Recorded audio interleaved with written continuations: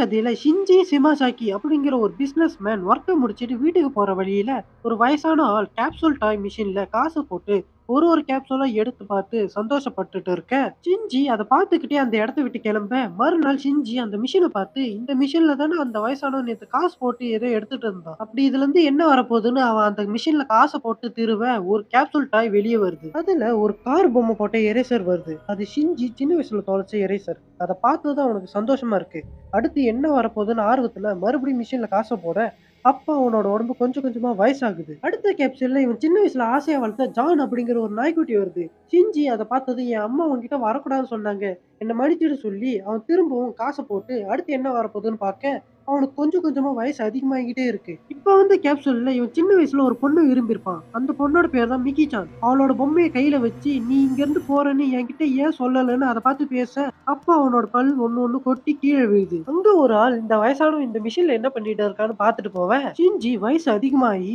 இன்னொரு வாட்டின்னு காசு போட்டு கேப்சூல் எடுத்து எடுத்து அவன் அங்கேயே இறந்து போயிடுறான். மறுநாள் ஷின்ஜியை பார்த்துட்டு போன அந்த ஆள் நேத்து அந்த வயசானவன் இந்த மிஷின்ல ஏதோ பண்ணிட்டு இருந்தால அப்படின்னு அவனும் அந்த மிஷின்ல காசு போட்டு ஒரு கேப்சூல் எடுக்க இதோட இந்த எபிசோட் முடியுது.